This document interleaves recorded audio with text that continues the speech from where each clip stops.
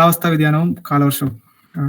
അപ്പോൾ കാലവർഷം എന്ന് പറയുമ്പോൾ മൺസൂണിനെ പറ്റിയാണ് നമ്മൾ സംസാരിക്കാൻ പോകുന്നത്. ഫസ്റ്റ് ഓഫ് ഓൾ എന്താണ് മൺസൂൺ എന്ന ക്വസ്റ്റ്യൻ, നമ്മൾ ആദ്യം കുറച്ച് അതിൻ്റെ ബേസിക്സ്, മൺസൂണിനെ പറ്റിയുള്ള കുറച്ച് ബേസിക് കാര്യങ്ങൾ സംസാരിച്ചുകൊണ്ട് മുന്നോട്ട് പോകാൻ വിചാരിക്കുന്നു. മൺസൂൺ എന്ന് പറയുമ്പോൾ എനിക്ക് തോന്നുന്നു മിക്ക ആൾക്കാർക്കും ആദ്യം ഓർമ്മ വരിക മഴയെ പറ്റിയായിരിക്കും. മഴ ആക്ച്വലി മൺസൂണിന്റെ ഒരു മേജർ ഒരു ഭാഗമാണെങ്കിലും ശരിക്കും മൺസൂൺ എന്ന് പറയുന്നത് മഴയല്ല, ശരിക്കും കാറ്റിനെയാണ് ശരിക്കും മൺസൂൺ എന്ന വാക്ക് കൊണ്ട് ശരിക്കും ഉദ്ദേശിക്കുന്നത്. അതായത് ഋതുക്കൾ മാറുന്നതിനനുസരിച്ച് കാറ്റിന്റെ ദിശമാറ്റത്തെയാണ് ശരിക്കും മൺസൂൺ എന്ന പദപ്രയോഗം കൊണ്ട് ഉദ്ദേശിക്കുന്നത്. അതായത് സീസണൽ റിവേഴ്സൽ ഓഫ് വിൻഡ് എന്നാണ് ശരിക്കും മൺസൂൺ എന്ന് പറയുന്നത്.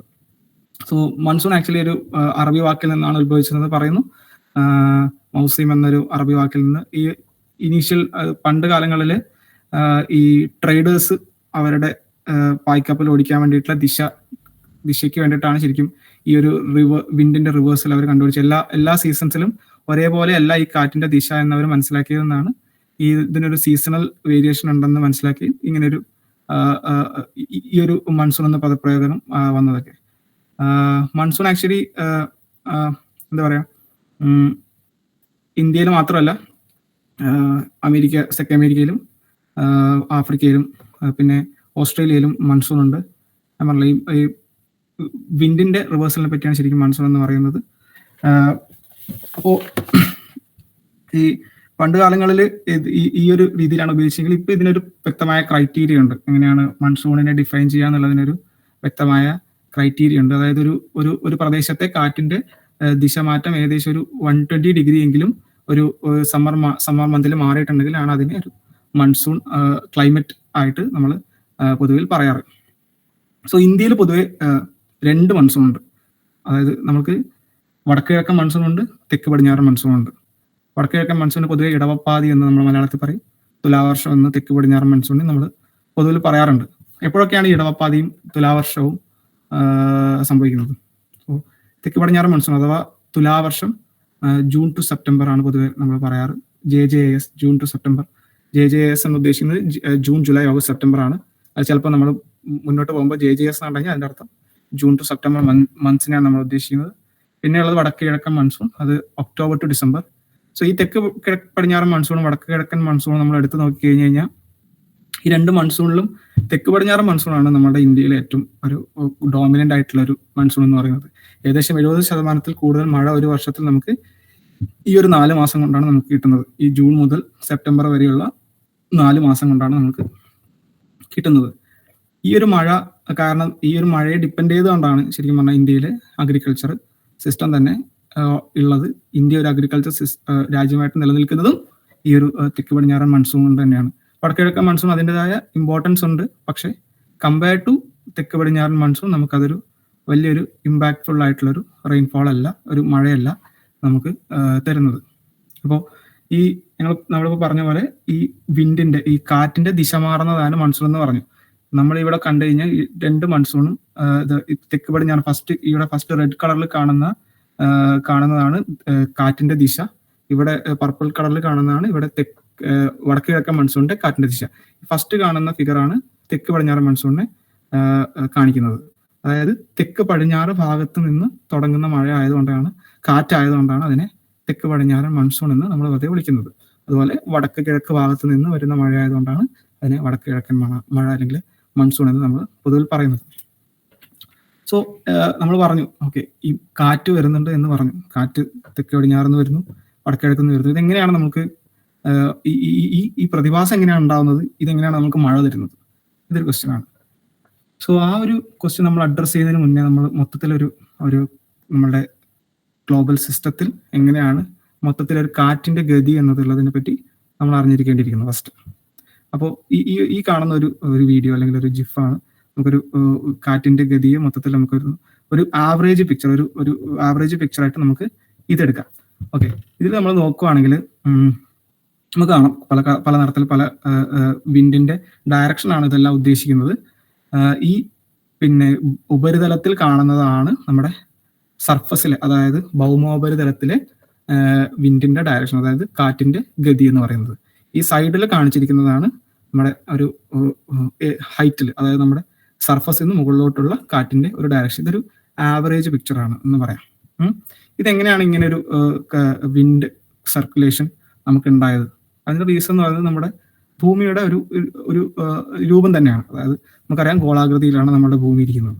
അതായത് അത് മാത്രമല്ല, അതിന്റെ എഡ്ജസിൽ ഒരു ബൾജ് ഉണ്ട്.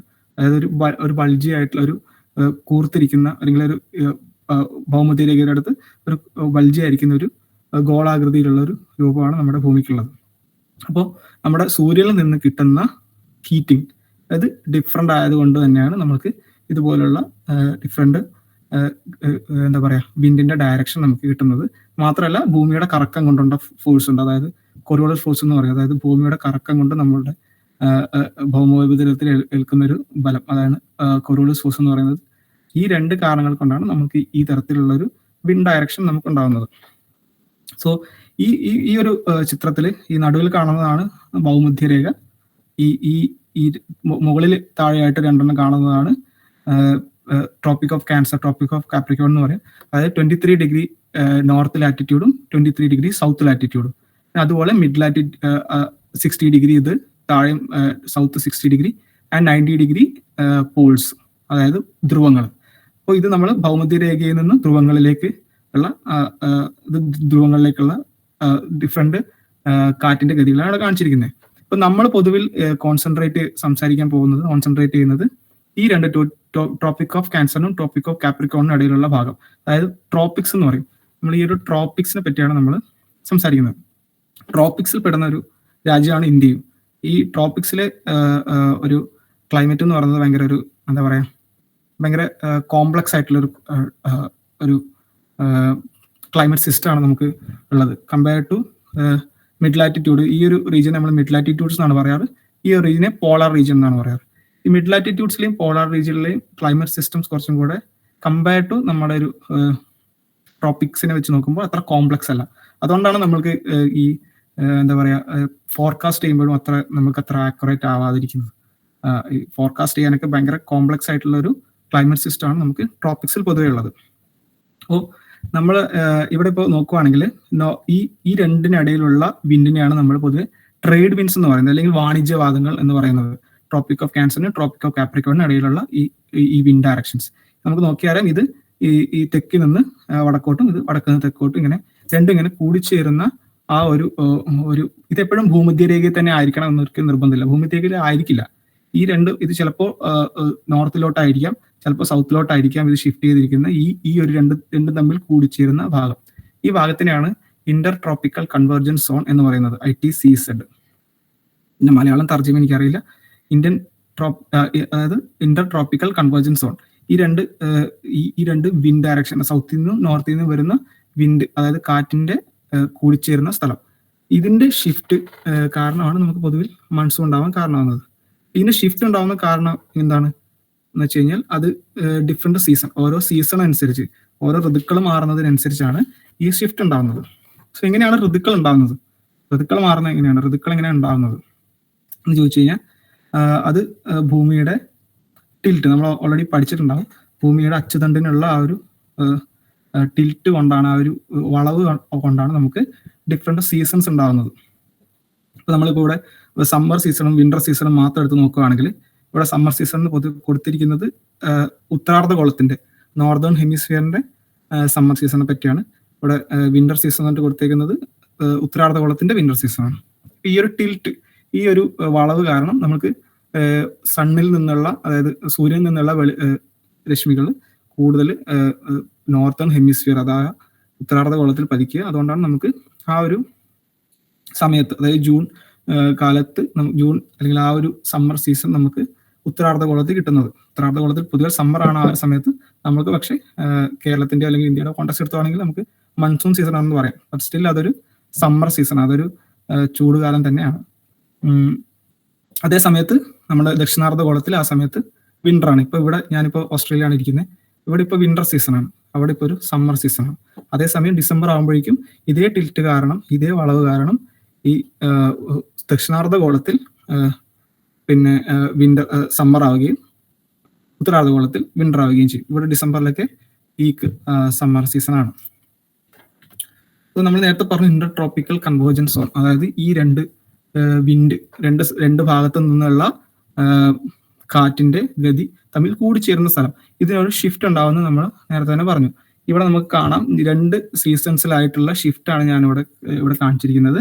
അതായത് ജൂലൈ മാസം, അതായത് ഉത്തരാർദ്ധഗോളത്തിലെ സമ്മർ സീസണിൽ ഈ ഒരു ഷിഫ്റ്റ് പൊതുവിൽ മുകളിലോട്ടാണ്, അതായത് നമ്മുടെ ഉത്തരാർദ്ധഗോളത്തിലോട്ടായിരിക്കും ഉണ്ടാവുന്നത്. ഇവിടെ ആയിരിക്കും ഇതിന്റെ ഇന്റർ ട്രോപ്പിക്കൽ കൺവേർജൻസ് സോൺ ആയിട്ട് ഉണ്ടാവുന്നത്.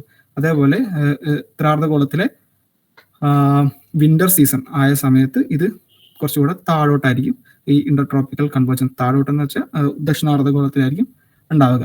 സോ ഇതാണ് ഈ ഇന്റർ ട്രോപ്പിക്കൽ കൺവേർജൻസ് സോണിന്റെ 2 സീസണില് ഡിസ്ട്രിബ്യൂഷൻ എന്ന് പറയുന്നത്.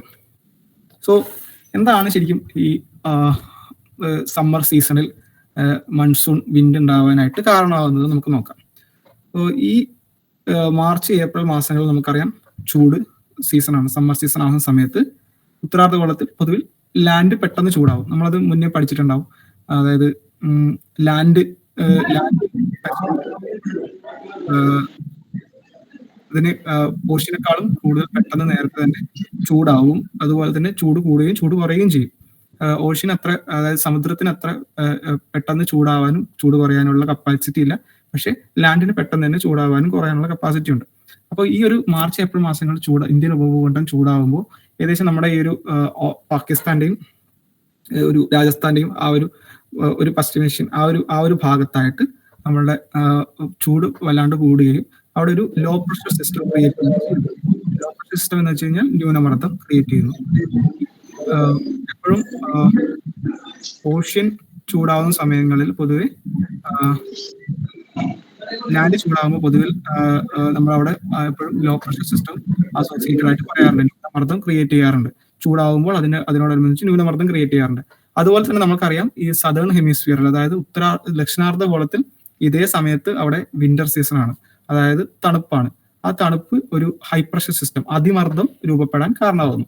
അതായത് ഏകദേശം ഓസ്ട്രേലിയയുടെ ഒക്കെ ഭാഗത്തായിട്ട് ഒരു അതിമർദ്ദം രൂപപ്പെടുകയും നമ്മളുടെ ഇവിടെ ഒരു ന്യൂനമർദ്ദം രൂപപ്പെടുകയും ചെയ്യുന്നു. ഈ അതിമർദ്ദവും ന്യൂനമർദ്ദവും തമ്മിലുള്ള ഒരു വേരിയേഷൻ, ഒരു ഡിഫറൻസ് ആണ് ശരിക്കും മൺസൂൺ വിൻഡിന് കാരണമാവുന്നത്. അതായത് ഈ ഹൈ പ്രഷർ, നമ്മൾ ഈ കാറ്റിന്റെ ഗതി, അതായത് ഞാൻ ഇത് സംസാരിച്ചെന്ന് അറിയില്ല, കാറ്റ് എപ്പോഴും ഹൈ പ്രഷർ ഒരു അതിമർദ്ദത്തിൽ നിന്ന് ന്യൂനമർദ്ദത്തിലേക്കാണ് എപ്പോഴും സഞ്ചരിക്കാറ്. അപ്പോൾ ഈ അതിമർദ്ദം നമ്മളുടെ ദക്ഷിണാർദ്ധഗോളത്തിൽ ഉണ്ടാവുകയും ഒരു ന്യൂനമർദ്ദം ഉത്തരാർദ്ധഗോളത്തിൽ ഉണ്ടാവുകയും ചെയ്യുമ്പോൾ ഈ ദക്ഷിണാർദ്ധഗോളത്തിലെ അതിമർദ്ദത്തിൽ നിന്ന് ന്യൂനമർദ്ദത്തിലേക്കുള്ള കാറ്റിന്റെ ഫ്ലോ ആണ് ശരിക്കും നമ്മൾ മൺസൂൺ ആയിട്ട് പറയുന്നത്. പക്ഷെ ഈ ഒരു അതിമർദ്ദത്തിൽ നിന്ന് ന്യൂനമർദ്ദത്തിലേക്കുള്ള ഒരു സഞ്ചാരം എന്ന് പറയുന്നത് ശരിക്കും ഒരിക്കലും ഒരു സ്ട്രെയിറ്റ് ലൈനിലല്ല. അതായത് ഇവിടുന്ന് നേരെ അങ്ങോട്ട് ഒരു ലൈൻ ഇട്ട പോലെയല്ല ശരിക്കും ഈ ഒരു വായു സഞ്ചാരം ഉണ്ടാവുന്നത്, കാറ്റിന്റെ സഞ്ചാരം. നമ്മൾ നേരത്തെ തന്നെ കാണിച്ചിരുന്നു, നമ്മുടെ ഈ ട്രേഡ് വിൻഡ്സിൽ നിന്ന് അതിമർദ്ദത്തിൽ നിന്ന് ന്യൂനമർദ്ദത്തിലേക്കുള്ള കാറ്റിന്റെ ഗതി എന്ന് പറയുന്നത് ഒരു സ്ട്രെയിറ്റ് ലൈനിലല്ല. നമ്മൾ നേരത്തെ തന്നെ കാണിച്ചിരുന്നു ഈ ദക്ഷിണാർദ്ധഗോളത്തിലെയും ഉത്തരാർദ്ധഗോളത്തിലെയും ഈ വാണിജ്യവാദങ്ങളുടെ ഒരു സഞ്ചാര രീതി എന്ന് പറയുന്നത്. അപ്പൊ നമുക്ക് ഇവിടെ അതേ രീതി തന്നെയാണ് ശരിക്കും പറഞ്ഞാൽ നമ്മുടെ ഒരു ഈ മൺസൂൺ വിൻഡും അതിമർദ്ദം ആയിട്ടുള്ള സദേൺ ഹെമിസ്ഫിയറിൽ നിന്ന് നോർത്തേൺ ഹെമിസ്ഫിയറിലോട്ട് മൂവ് ചെയ്യുന്നത്. ഇവിടെ നോക്കുകയാണെങ്കിൽ നമുക്കിവിടെ കാണാം, ഈ ഫസ്റ്റ് കാണുന്ന ഫിഗർ ആണ് നമ്മളുടെ സമ്മർ മൺസൂണിന്റെ, അതായത് നമ്മളിപ്പോൾ സംസാരിച്ചുകൊണ്ടിരിക്കുന്ന ജൂൺ മുതൽ സെപ്റ്റംബർ വരെയുള്ള സമ്മർ മൺസൂണിന്റെ കാറ്റിന്റെ ഗതിയാണ് നമ്മളിവിടെ കാണിച്ചിരിക്കുന്നത്. അപ്പൊ ഇവിടെ കാണാം നമുക്ക് ഇവിടുന്ന് സദേൺ ഹെമിസ്ഫിയറിൽ ഇങ്ങനെ വന്ന ഈ കൊറിയോളിസ് എഫക്ട് കാരണം കൂടിയാണ് നമ്മളുടെ ഈ കാറ്റിന്റെ ഗതി ഇങ്ങനെ ആവുന്നത്. ഇങ്ങനെ ഉത്തരാർദ്ധഗോളത്തിലേക്ക് കടക്കുമ്പോൾ അതിന്റെ ഗതി സൗത്ത് വെസ്റ്റ്, അതായത് തെക്ക് പടിഞ്ഞാറ് ദിശയിലാകും. അതായത് അത് പോകുന്നത് വടക്ക് കിഴക്ക് ദിശയിലോട്ട്, പക്ഷെ തെക്ക് പടിഞ്ഞാറിൽ നിന്നാണ് ഇതിന്റെ ദിശ എന്നുള്ളത് കൊണ്ടാണ് തെക്ക് പടിഞ്ഞാറൻ മൺസൂൺ നമ്മൾ പൊതുവെ ഇതിനെ പറയുന്നത്. സോ ഇതാണ് നമ്മുടെ തെക്ക് പടിഞ്ഞാറൻ മൺസൂണിന്റെ വിൻഡ് ഡയറക്ഷൻ എന്ന് പറയുന്നത്. ഇപ്പൊ ഇവിടെ തൊട്ടുപ്പുറത്ത് നമ്മൾ കാണിച്ചിരിക്കുന്നത് ഓപ്പോസിറ്റ് നമ്മുടെ നോർത്ത് ഈസ്റ്റ് മൺസൂണിനെ പറ്റിയാണ്. അതായത് വടക്ക് കിഴക്കൻ മൺസൂണിന്റെ ഒരു പിക്ചറാണ് നമുക്ക് ഇവിടെ കാണുന്നത്. സോ നമ്മൾ മൺസൂൺ ഉണ്ടാവുന്നതിനെ പറ്റി പറഞ്ഞു നമ്മൾ. അതായത് മൺസൂൺ ഇവിടുന്ന്, അതായത് ഈ ഒരു കാറ്റിന്റെ ഗതി നമ്മളുടെ ഈർപ്പം ഉള്ള അറബിക്കടലിൽ നിന്നും ഈർപ്പമുള്ള ഈ മോയ്സ്ചർ കണ്ടന്റ് ഉള്ള വായുവിനെ വഹിച്ചു കൊണ്ടുവരുന്നതാണ് നമ്മൾക്ക് റെയിൻഫോൾ, നമുക്ക് മഴ ഉണ്ടാക്കാൻ കാരണമാകുന്നത്. നമ്മുടെ ഈ ഇന്ത്യൻ ഉപഭൂഖണ്ഡത്തിൽ മഴ കിട്ടാൻ കാരണം ഈ മൺസൂൺ കാറ്റ് കൊണ്ടുവരുന്ന ഈർപ്പമുള്ള വായുവാണ് ഇതിന് നമ്മൾക്ക് റെയിൻഫോൾ ഉണ്ടാക്കാൻ കാരണമാകുന്നത്. അപ്പോൾ എങ്ങനെയാണ് മൺസൂൺ നമ്മൾ വന്നതായിട്ട് പ്രഖ്യാപിക്കുന്നത്? നമ്മൾ പൊതുവെ കേൾക്കാറുണ്ട് മെയ് ഇപ്രാവശ്യം ആദ്യം ഈ വർഷം മൺസൂൺ നേരത്തെ തന്നെ പ്രഖ്യാപിക്കപ്പെട്ടു, ഈ വർഷം മൺസൂൺ ലേറ്റ് ആണെന്നൊക്കെ നമ്മൾ പൊതുവെ പറയുന്നത് കേട്ടിട്ടുണ്ടല്ലോ. അപ്പൊ എങ്ങനെയാണ് മൺസൂൺ വന്നു എന്ന് നമ്മൾ പ്രഖ്യാപിക്കുന്നത്? അതിന് കുറച്ച് ക്രൈറ്റീരിയകളുണ്ട്. അപ്പൊ ഇവിടെയാണ് നമ്മൾ കുറച്ച് ക്രൈറ്റീരിയകൾ കൊടുത്തിട്ടുണ്ട്. അതായത് മെയ് 10 ശേഷം കേരളത്തിലെ 14 സ്റ്റേഷനുകൾ, കേരളത്തിലെ 14 സ്റ്റേഷൻ എന്ന് പറയുമ്പോൾ അതിൽ മംഗലാപുരം വിടും ഒരു സ്റ്റേഷൻ, അത് പിന്നെ ഒരു കവരത്തിയിലുള്ള സ്റ്റേഷനും, ബാക്കി 12 സ്റ്റേഷൻ കേരളത്തിലാണ്. ഈ 14 സ്റ്റേഷനുകളിൽ 60% സ്റ്റേഷനുകളിലും 2.5 മില്ലിമീറ്ററിന് മുകളിൽ 2 ദിവസം മഴ ലഭിച്ചാലാണ് നമ്മൾ അതാണ് ഒരു ക്രൈറ്റീരിയ ഈ മൺസൂൺ പ്രഖ്യാപിക്കാനുള്ളത്. രണ്ടാമത്തത് കാറ്റിന്റെ ദിശ നമ്മൾ പറഞ്ഞു തെക്ക് പടിഞ്ഞാറ് ദിശയിലായിരിക്കണം എന്ന് പറഞ്ഞു.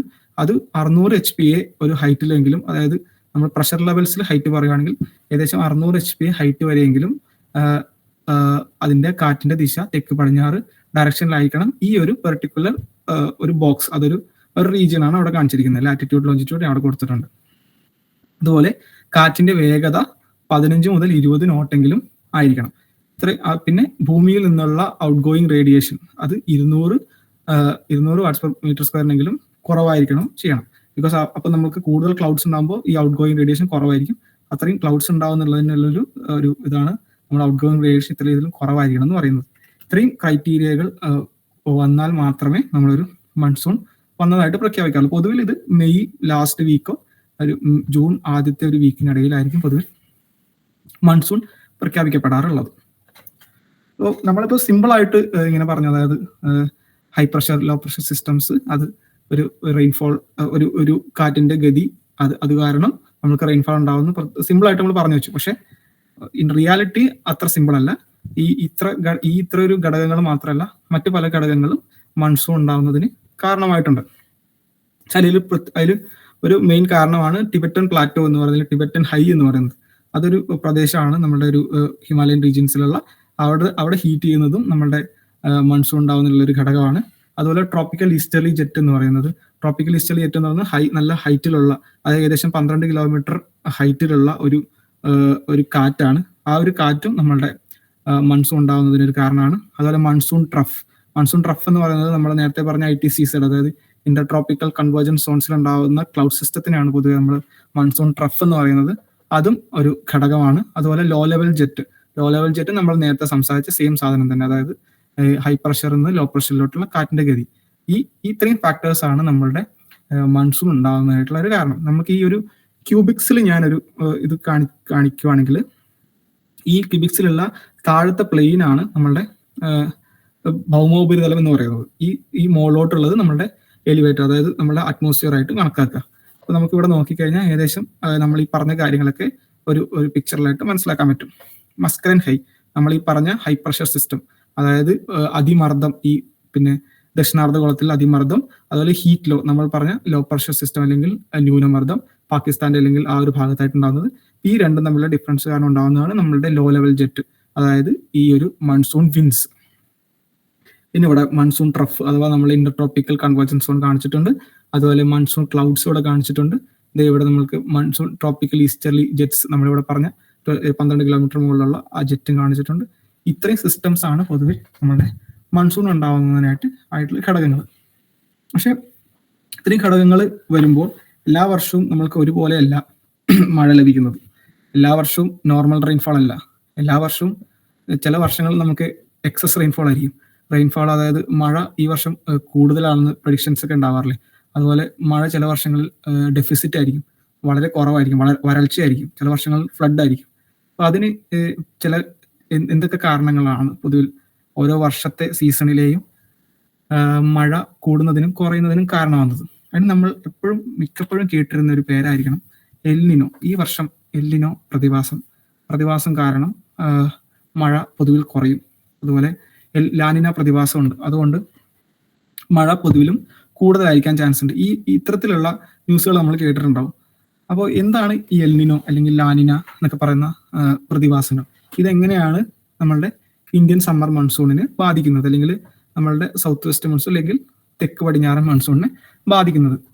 എൽനിനോ എന്ന് പറയുന്നത് ശരിക്കും പറഞ്ഞാൽ ഒരു പസഫിക് സമുദ്രത്തിലുള്ള ഒരു ഫിനോമിനയാണ്, അല്ലെങ്കിൽ ഒരു പ്രതിഭാസമാണ് എൽനിനോ എന്ന് പറയുന്നത്. ഇവിടെ ഞാനൊരു എൽനിനോയുടെ ഒരു പിക്ചർ, ഇത് ഇച്ചിരി കോംപ്ലക്സ് ആണ്, പക്ഷെ നമുക്കത് മനസ്സിലാക്കാൻ പറ്റുന്നതേ ഉള്ളൂ. അതായത് ഇതിനകത്ത് നമ്മൾ കൊടുത്തിരിക്കുന്ന ഒരു ഫിഗർ എന്ന് പറയുന്നത് നമുക്ക് ഇവിടെ മനസ്സിലാവും. ഇത് കാറ്റിന്റെ ഗതി നമ്മൾ നേരത്തെ ആദ്യം കാണിച്ച ആ ഫിഗറിലുള്ള പോലൊരു കാറ്റിന്റെ ഇതൊരു എലിവേഷൻ, അതായത് ഹൈറ്റിലുള്ള കാറ്റിന്റെ ഗതിയാണ് കാണുന്നത്. ഇതാണ് ഈ താഴെ കാണുന്നതാണ് നമ്മുടെ സർഫസിലുള്ള കാറ്റിന്റെ ഗതി. അപ്പോൾ ഈ കാറ്റിന്റെ ഗതിയിലുള്ള മാറ്റം ആണ് ശരിക്കും എൽനിനോയിൽ ലാനിനയൊക്കെ പറയുന്നത്. പൊതുവിൽ നമ്മുടെ പസഫിക് സമുദ്രത്തിൽ ഈ വെസ്റ്റേൺ ഭാഗം എന്ന് പറയുന്നത് പൊതുവിൽ വാമറാണ്. അവിടെ SST അല്ലെങ്കിൽ സീ സർഫസ് ടെമ്പറേച്ചർ അല്ലെങ്കിൽ പിന്നെ സമുദ്രത്തിന്റെ ഉപരിതലത്തിലെ ഊഷ്മാവ് പൊതുവിൽ കൂടുതലാണ്, ഇവിടെ പൊതുവിൽ കുറവാണ്. ഇതിനൊരു റിവേഴ്സൽ വരുന്നതാണ് ശരിക്കും പറഞ്ഞാൽ എൽനിനോ എന്ന് പറഞ്ഞ പ്രതിഭാസം. അതായത് ഇവിടെ കൂളാവുകയും ഇവിടെ വാമാവുകയും ചെയ്യുക. ഈ വാമാവുന്ന സ്ഥലത്താണ് പൊതുവിൽ കൺവെക്ഷൻ ഉണ്ടാവുക. നമ്മൾ പണ്ട് പഠിച്ചിട്ടുണ്ടാവല്ലോ സ്കൂളിലൊക്കെ. അതായത് ഭൗമോപരിതലം ചൂടാവുന്നു, അത് നീരാവിയായി ക്ലൗഡ്സ് ഉണ്ടാവുന്നു, അത് നമ്മുടെ എന്താ പറയാ മഴയായിട്ട് വരുന്നു എന്നുള്ളത് പഠിച്ചിട്ടുണ്ടല്ലോ. അതുപോലെ തന്നെയാണ് ഈ ഊഷ്മാവ് കൂടുതലുള്ളിടത്താണ് കൺവെക്ഷൻ കൂടുതൽ ഉണ്ടാവുക. അതായത് ഊഷ്മാവ് മുകളിലോട്ട് പോകുന്നത് കൂടുക, മേഘരൂപീകരണം ഉണ്ടാവുക. ഇതിന് നേരെ ഓപ്പോസിറ്റ് ആയിരിക്കും കൂളർ ആയിട്ടുള്ള സ്ഥലത്ത്. ഇവിടെ സബ്സിഡൻസ് ആണ് ഉണ്ടാവുക. അവിടെ ഭൗമോപരിതലത്തിലോട്ട് കാറ്റിന്റെ ഗതി താഴോട്ടായിരിക്കും. അത് കൂടുതൽ എന്താ പറയാ കൺവെക്ഷൻസിനെ കുറയ്ക്കും. സോ പൊതുവിൽ എൽനിനോ പ്രതിഭാസം ഉണ്ടാവുന്ന സമയത്ത് ഇതേപോലുള്ള ഇതിന്റെ ഒരു ലിംബ് നമ്മുടെ ഈ ഒരു ഭാഗത്തായിട്ടാണ് നമ്മുടെ ഇന്ത്യൻ ഉപഭൂഖണ്ഡം വരിക. ഇതേപോലുള്ള ലിംബ് നമ്മുടെ ഇന്ത്യൻ ഉപഭൂഖണ്ഡത്തിൽ ഉണ്ടാവും. അതായത് താഴോട്ടൊരു സബ്സിഡൻസ് നമ്മുടെ ഇന്ത്യൻ ഉപഭൂഖണ്ഡത്തിൽ ഉണ്ടാവുകയും ഈ സബ്സിഡൻസ് കാരണം നമ്മുടെ പൊതുവിലുള്ള മഴ കുറയുകയും ചെയ്യും. ഇതിന് നേരെ വിപരീതമായിട്ടുള്ള ഒരു സിറ്റുവേഷൻ ആണ് ലാനിന എന്ന് പറയുന്നത്. ലാനിന സമയത്ത് പൊതുവിൽ ഇവിടെ കൺവെക്ഷൻ അഥവാ മുകളിലോട്ടാണ് ഊഷ്മാവ് നീരാവിയായി പോകുന്നത്. അതേപോലുള്ളൊരു പോസിറ്റീവ് ഫീഡ്ബാക്ക് നമ്മുടെ ഇന്ത്യൻ ഉപഭൂഖണ്ഡത്തിൽ ഉണ്ടാവുകയും നമുക്ക് പൊതുവിൽ മഴ കൂടുകയും ചെയ്യും ലാനിന സമയത്ത്. അപ്പോൾ ഇതാണ് എൽനിനോ ലാനിന എന്ന് പറഞ്ഞ പ്രതിഭാസവും ഇത് ഇന്ത്യൻ സമ്മർ മൺസൂണിൽ ഉണ്ടാക്കുന്ന വ്യതിയാനങ്ങളും. സോ കഴിഞ്ഞ വർഷം ലാനിന ആയിരുന്നു നമുക്ക് പൊതുവിൽ മഴ കൂടുതൽ ലഭിച്ചിട്ടും ഉണ്ടായിരുന്നു. അതുപോലെ നമ്മൾ പൊതുവിൽ കേട്ടിരിക്കുന്ന ഒരു പേരാണ് ബംഗാൾ ഉൾക്കടലിലെ ന്യൂനമർദ്ദം. ബംഗാൾ ഉൾക്കടൽ ന്യൂനമർദ്ദം ഉണ്ടായി അത് മഴ കൂടുന്നതിന് കാരണമായി എന്നുള്ളത്. അത് പൊതുവിൽ നമ്മൾക്ക് ഇപ്പൊ നോക്കുവാണെങ്കിൽ നമുക്ക് 2018 ഉണ്ടായിരുന്നതും 2019 ഉണ്ടായിരുന്ന 2 വെള്ളപ്പൊക്കത്തിലും ബംഗാൾ ഉൾക്കടൽ ന്യൂനമർദ്ദം രൂപീകരിച്ചിട്ടുണ്ടായിരുന്നു. എങ്ങനെയാണ് ഈ ന്യൂനമർദ്ദം നമ്മൾക്ക് പൊതുവിൽ കേരളത്തിൽ മഴയുടെ ഇത് കൂട്ടുന്നത്? ബംഗാൾ ഉൾക്കടലല്ലേ രൂപീകരിക്കുന്നത്, അതെങ്ങനെയാണ് നമ്മൾക്ക് ബാധിക്കുന്നത് എന്ന് നമുക്ക് പറയാം. അതായത് നമ്മൾ നേരത്തെ തന്നെ കുറെ പ്രാവശ്യം പറഞ്ഞു കഴിഞ്ഞിരിക്കുന്നത്, അതായത് അതിമർദ്ദത്തിൽ നിന്നാണ് ന്യൂനമർദ്ദത്തിലോട്ടാണ് കാറ്റിന്റെ ഗതി എന്ന് പറയുന്നത്. അപ്പോൾ ഒരു ന്യൂനമർദ്ദം രൂപീകരിക്കുന്ന സമയത്ത് പൊതുവിൽ അതിന്റെ ചുറ്റുമുള്ള കാറ്റിനെ ആകർഷിക്കാനുള്ള ഒരു കഴിവ് ഈ ന്യൂനമർദ്ദങ്ങൾക്കുണ്ട്. അപ്പോൾ നമ്മൾ പൊതുവിൽ നമ്മളുടെ തെക്ക് പടിഞ്ഞാറൻ മൺസൂൺ സമയത്ത് കാറ്റിന്റെ ഗതി നമ്മുടെ അറബിക്കടലിൽ നിന്നും ഊഷ്മാവ് ഉള്ള നീരാവിയുള്ള വാതകത്തെ വലിച്ചുകൊണ്ട് നമ്മുടെ പടിഞ്ഞാറൻ തീരത്തേക്കാണ് പൊതുവിലുള്ളത്.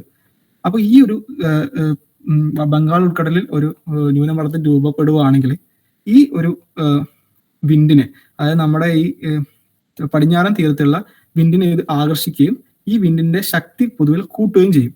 ഈ ശക്തമായ കാറ്റ് കൂടുതൽ നീരാവി വഹിച്ചുകൊണ്ട് വരികയും നമുക്ക് കൂടുതൽ റെയിൻഫാൾ ഉണ്ടാവുകയും ചെയ്യും. സോ ഈ കൂടുതൽ നീരാവി വഹിച്ചുകൊണ്ട് വരുമ്പോൾ എന്തുകൊണ്ട് കേരളത്തിൽ കൂടുതൽ മഴ ലഭിക്കുന്നു, അതെന്തുകൊണ്ട് തമിഴ്നാട്ടിൽ ലഭിക്കുന്നില്ല എന്ന് ചിന്തിച്ചിട്ടുണ്ടോ? നമ്മൾ ഇവിടെയാണ് ന്യൂനമർദ്ദം രൂപീകരിക്കുന്നത്, ഇവിടെ നിന്നാണ് കാറ്റ് വലിച്ചുകൊണ്ട് വരുന്നത്. അതെന്തുകൊണ്ടാണ് കേരളത്തിൽ മാത്രം ഇത്ര വലിയ മഴ ഉണ്ടാക്കുന്നു? എന്തുകൊണ്ടത് തമിഴ്നാട്ടിലോ അല്ലെങ്കിൽ ആന്ധ്രയിലോ അല്ലെങ്കിൽ അവിടെ എവിടെയും ഉണ്ടാക്കുന്നില്ല എന്ന് നമ്മൾ ശ്രദ്ധിച്ചു കഴിഞ്ഞാൽ അതിന്റെ റീസൺ എന്ന് പറയുന്നത് കേരളത്തിന്റെ ഒരു സ്ഥാനം, കേരളത്തിന്റെ കേരളത്തിന്റെ ഒരു സ്ഥാനം തന്നെയാണ്. അത് ഇരിക്കുന്നത് എവിടെയെന്നുള്ളത് തന്നെയാണ് അതിന്റെ മെയിൻ റീസൺ എന്ന് പറയുന്നത്.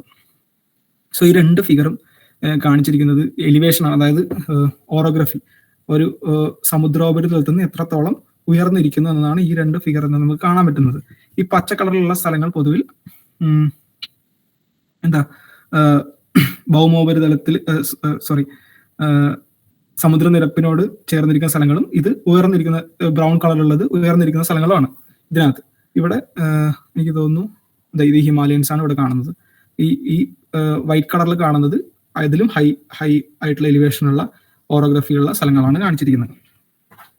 സോ നമ്മൾക്കറിയാം കേരളത്തിന്റെ ഈ ഒരു സ്പോട്ട് എന്ന് പറയുന്നത് മുൻപ് നോക്കുവാണെങ്കിൽ ഒരു സ്വീറ്റ് സ്പോട്ടാന്ന് പറയുന്നത് ഒരു നല്ലൊരു സ്പോട്ടാന്ന് പറയേണ്ടിയിരുന്നു. ബിക്കോസ് ആ ഒരു കാരണം കൊണ്ട് തന്നെയാണ് നമ്മൾക്ക് ഇത്ര നല്ല ഒരു ക്ലൈമറ്റ് നമുക്ക് ഉണ്ടായിരുന്നത്. അതായത് നമ്മളിരിക്കുന്നത് ശരിക്കും പറഞ്ഞാൽ അറബിക്കടലിന്റെയും പശ്ചിമഘട്ടത്തിന്റെയും ഒത്തുനടുക്കായിട്ടാണ്. അപ്പോൾ ഈ ഒരു പൊസിഷനിങ് തന്നെയായിരുന്നു ഇത്ര നല്ലൊരു നേച്ചർ നമുക്ക് ഉണ്ടാവാനുള്ള ഒരു കാരണം തന്നെ നമുക്ക് പറയേണ്ടിയിരിക്കുന്നു. ഇത്ര ഏകദേശം 6 മാസത്തോളം നമുക്ക് അതായത് ഒരു വർഷത്തിന്റെ പകുതിയോളം നമുക്ക് മഴ ലഭിക്കുന്നുണ്ട്. ഇത്രയും നല്ല ഒരു എന്താ പറയാ ഒരു ക്ലൈമറ്റ് ആണ് നമ്മൾക്ക് ഉണ്ടായിരുന്നത്. അതേ സെയിം സാധനം തന്നെയാണ് ഈ ഒരു ക്ലൈമറ്റ് ചേഞ്ച് അല്ലെങ്കിൽ ഒരു ക്ലൈമറ്റിൽ ഉണ്ടാകുന്ന ഒരു വ്യതിയാനം കൊണ്ട്, കാലാവസ്ഥയിൽ ഉണ്ടാകുന്ന ഒരു വ്യതിയാനം കൊണ്ട് നമുക്കതൊരു മോശം അവസ്ഥയിലേക്ക് എത്തിക്കാനും പോകുന്നത്. നമ്മൾക്ക് ഈ കാണുന്ന എക്സ്ട്രീം ആയിട്ടുള്ള സിറ്റുവേഷൻസിന്റെ കാരണം ഈ ഒരു പൊസിഷനിങ് തന്നെയാണ്. അത് നമ്മൾ കേരളം ഇരിക്കുന്നതിന്റെ പൊസിഷനിങ് തന്നെയാണ്. ബിക്കോസ്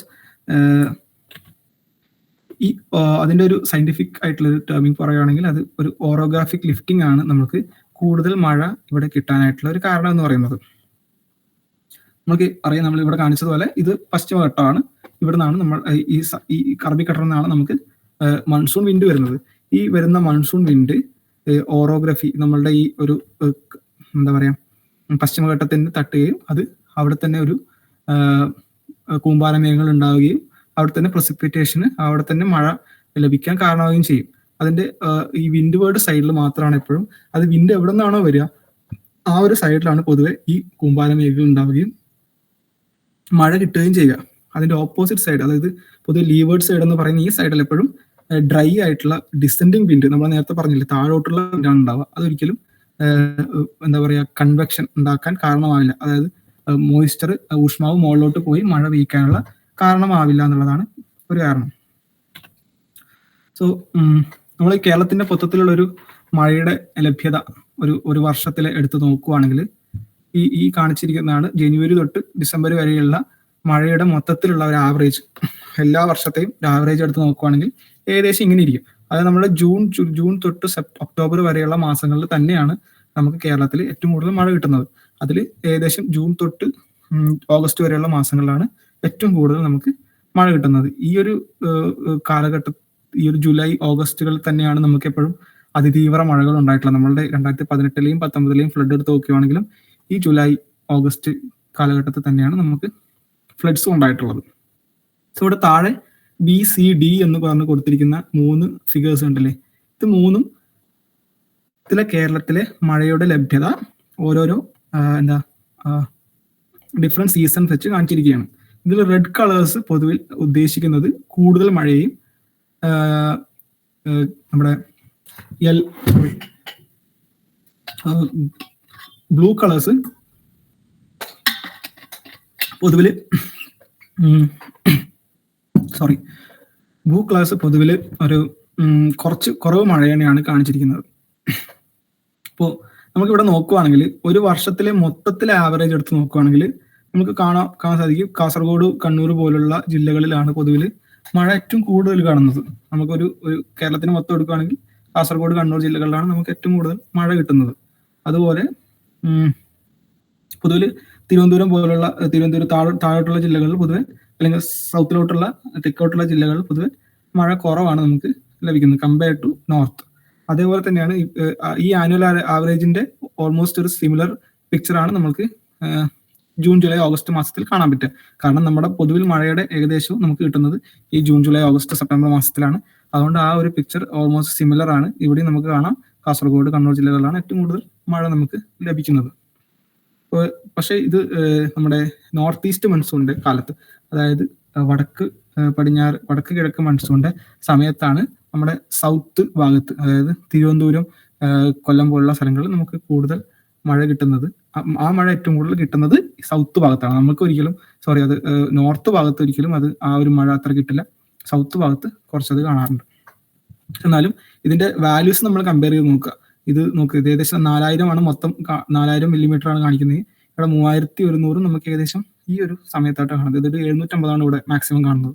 അപ്പോൾ നമുക്കറിയാം അതിന്റെ ഏറ്റവും ഭയങ്കര കുറവാണ് നമുക്ക് ഈ ഇടവപ്പാതി മഴ നമുക്ക് മൊത്തത്തിൽ കാണുന്നത്. സോ ഈ മഴയുടെ മൊത്തത്തിലും മഴയെ എന്ത് വ്യത്യാസമാണ് ക്ലൈമറ്റ് ചേഞ്ച് കൊണ്ട് നമുക്ക് വന്നിരിക്കുന്നത്, എന്തൊക്കെയാണ് ഇപ്പോൾ നമുക്ക് ഈ പൊതുവിൽ നമുക്ക് മഴയുടെ ലഭ്യത മഴയുടെ അതിതീവ്ര മഴകൾ കൂടുകയാണ്. ഇതിന് ക്ലൈമറ്റ് ചേഞ്ചിന് എന്ത് എന്താ ഇമ്പാക്റ്റ് ആണുള്ളത്, എന്ത് റോളാണുള്ളത് നമുക്ക് നോക്കാം. ക്ലൈമറ്റ് ചേഞ്ചിനെ പറ്റി എനിക്ക് കൂടുതൽ എക്സ്പ്ലെയിൻ ചെയ്യേണ്ടി വരുമെന്ന് എനിക്ക് തോന്നുന്നില്ല. ഏകദേശം എല്ലാവർക്കും ക്ലൈമറ്റ് ചേഞ്ച് എന്താണെന്നറിയാം. എന്തിനാണ് നമ്മൾ ക്ലൈമറ്റ് ചേഞ്ച് എന്ന് കൊണ്ട് ഉദ്ദേശിക്കുന്നതെന്നും അറിയാമെന്ന് ഞാൻ വിശ്വസിക്കുന്നു. മൊത്തത്തിൽ ആവറേജ് ടെമ്പറേച്ചർ, അതായത് ഗ്ലോബലി ഉള്ള ആവറേജ് ടെമ്പറേച്ചർ കൂടുന്നതിനെയാണ് ആഗോളതാപനം അല്ലെങ്കിൽ ഗ്ലോബൽ വാർമിംഗ് എന്ന് പറയുന്നത്. ഈ ഗ്ലോബൽ വാർമിംഗ് കൊണ്ട് ഉണ്ടാകുന്ന ചേഞ്ചസ്, ക്ലൈമറ്റിൽ ഉണ്ടാകുന്ന ചേഞ്ചസിനെയാണ് പൊതുവെ നമ്മൾ ക്ലൈമറ്റ് ചേഞ്ച് എന്ന് പറഞ്ഞുകൊണ്ട് ഉദ്ദേശിക്കുന്നത്. സോ എങ്ങനെയാണ് ആവറേജ് ടെമ്പറേച്ചർ കൂടുന്നത് എന്ന് ചോദിച്ചു കഴിഞ്ഞാൽ അതിന്റെ മെയിൻ റീസൺ എന്ന് പറയുന്നത് ഗ്രീൻ ഹൗസ് ഗ്യാസസിന്റെ കൂടുതൽ എമിഷൻ ആണ് കൂടുതൽ ടെമ്പറേച്ചർ കൂട്ടാനായിട്ട് കാരണമാകുന്നത്. നമ്മൾ പൊതുവിൽ ഇൻഡസ്ട്രിയലൈസേഷൻ, അതായത് ഹ്യൂമൻ ഇൻഫ്ലുവൻസ് തന്നെയാണ് ഈ ഒരു ഇൻക്രീസിന് കാരണം എന്ന് തന്നെയാണ് നമ്മൾ പൊതുവിൽ സയന്റിസ്റ്റ് കണ്ടെത്തിയിരിക്കുന്നത്. അപ്പൊ നമ്മൾ പൊതുവിൽ ഇത് പ്രീ ഇൻഡസ്ട്രിയൽ 1850 മുന്നേ ഉള്ളതും അതിന് ശേഷമുള്ളതായിട്ടാണ് പൊതുവിൽ കമ്പയർ ചെയ്യാറുള്ളത്. 1850 മുമ്പ് ഇൻഡസ്ട്രിയലൈസേഷന് മുമ്പുള്ള ക്ലൈമറ്റിന് ശേഷമാണ്, ഇൻഡസ്ട്രിയലൈസേഷൻ വന്നതിന് ശേഷമാണ് ഈ ഒരു ഭയങ്കര വേരിയേഷൻ നമുക്ക് കാണാൻ പറ്റുന്നത്. ഈ പച്ച നിറത്തിൽ ഈ വലത്തേറ്റത്തുള്ളത് CO2 എമിഷനും, അതായത് കാർബൺ ഡൈ ഓക്സൈഡിന്റെ എമിഷനും, ഈ വലത്തെ സൈഡിൽ കാണുന്നത് ഗ്ലോബൽ മീൻ ടെമ്പറേച്ചറിന്റെ വേരിയേഷനാണ് കാണുന്നത്. സോ ഇത് കാണാൻ നമുക്ക് മനസ്സിലാൻ പറ്റും. ഏകദേശം ഇത് 1880 തൊട്ടാണ്, ഇത് ഇവിടെയാണ് 1880 വരുന്നത്, ഇത് 1880 തൊട്ടാണ്. ഇത് രണ്ടും ഏകദേശം ഒരേപോലെയാണ് പോകുന്നത്. ഇതിന്റെ രണ്ടും ഒരു ഭയങ്കര കോറിലേഷൻ ഉണ്ട്. ഈ CO2 എമിഷൻ ആണ് പൊതുവിൽ ഗ്ലോബൽ ടെമ്പറേച്ചർ കൂട്ടാനായിട്ട് കാരണമാകുന്നത്. ഈ ഗ്ലോബൽ ടെമ്പറേച്ചർ ക്ലൈമറ്റ് ചേഞ്ച് എന്നൊക്കെ പറയുന്നത് ഭയങ്കര ഗ്ലോബലി ആയിട്ടുള്ള കാര്യങ്ങളാണെങ്കിലും ഇതിന്റെ ഇമ്പാക്ട്സ് എന്ന് പറയുന്നത് ഭയങ്കര ലോക്കലാണ്. നമുക്ക് അവിടെ ഒരു മൊത്തത്തിലൊരു ആവറേജ് ടെമ്പറേച്ചർ കൂടുന്നുണ്ടെങ്കിലും ഇതിന്റെ ഇമ്പാക്ട്സ് എന്ന് പറയുന്നത് ഓരോ കുഞ്ഞു കുഞ്ഞു സ്ഥലങ്ങളിലായിട്ട് ഭയങ്കര ഡിഫറെന്റ് ആയിരിക്കും. എന്ത് ഇമ്പാക്റ്റ് ആണ് ശരിക്കും ക്ലൈമറ്റ് ചേഞ്ച് അല്ലെങ്കിൽ ഗ്ലോബൽ വാർമിംഗ് നമുക്ക് ഉണ്ടാക്കുന്നത്? നമ്മളിപ്പോൾ ഒരു എക്സ്ട്രീമിറ്റിയുടെ കണ്ടീഷൻസ് എടുത്ത് നോക്കുവാണെങ്കിൽ എക്സ്ട്രീം ഇവന്റ്സ്, അതായത് എക്സ്ട്രീം ഇവന്റ്സ് പൊതുവിൽ കൂടുന്നതായിട്ടാണ് കാണുന്നത്. ക്ലൈമറ്റ് ചേഞ്ച്, അതായത് ഗ്ലോബൽ വാർമിംഗ് കാരണം നമ്മളുടെ എക്സ്ട്രീം ആയിട്ടുള്ള ഇവന്റ്സ് കൂടുന്നതായിട്ടാണ് കാണുന്നത്. എന്തൊക്കെയാണ് എക്സ്ട്രീം ഇവന്റ്സ് എന്ന് പറഞ്ഞുകൊണ്ട് ഉദ്ദേശിക്കുന്നത്? നമ്മുടെ അതായത് അതിതീവ്ര മഴ, അതൊരു എക്സ്ട്രീം ഇവന്റ് ആണ്. അതായത് ഹീറ്റ് വേവ്, ചൂട് കൂടുന്നത്, അതായത് ഭയങ്കര ചൂട് കൂടിയ ഇവന്റ്സ്, ഹീറ്റ് വേവ് ഇവന്റ്സ്, ഉഷ്മാവ് കൂടുന്ന ഇവന്റ്സ്, അത് വളരെ കൂടുന്നതായിട്ട് കാണുന്നുണ്ട്. അതായത് അതീവ്ര മഴ കൂടുന്നതായിട്ട് കാണുന്നുണ്ട്. പിന്നെ വരൾച്ച കൂടുന്നതായിട്ട് കാണുന്നുണ്ട്. ഈ ഹീറ്റ് വേവ്സ് കൂടുന്നതനുസരിച്ച് തന്നെ ഈ വൈൽഡ് ഫയർസ്, അതായത് കാട്ടുതീ കൂടുന്നതായിട്ട് കാണുന്നുണ്ട്. പിന്നെ അതുപോലെ തന്നെ സ്റ്റോംസ്, അതായത് സൈക്ലോൺസ് പോലുള്ള പുതിയ ഓരോരോ ഇവന്റ്സും കൂടുന്നതായിട്ട് നമ്മൾ കാണുന്നുണ്ട്. ഈ സൈക്ലോൺസിന്റെ ഒക്കെ മെയിൻ ഫാക്ടർ എന്ന് പറയുന്നത് തന്നെ ചൂട് കൂടിയ സമുദ്രോപരിതലത്തിലാണ് ശരിക്കും സൈക്ലോൺസ് ഉണ്ടാവുക. അപ്പൊ മൊത്തത്തിൽ ചൂട് കൂടുന്ന ഒരു പ്രതിഭാസം കൂടുന്നതിനനുസരിച്ച് ഈ സൈക്ലോൺസ് പോലുള്ള കൂടുന്നതായിട്ടും എന്തായാലും കൂടിക്കൊണ്ടിരിക്കുകയാണ്.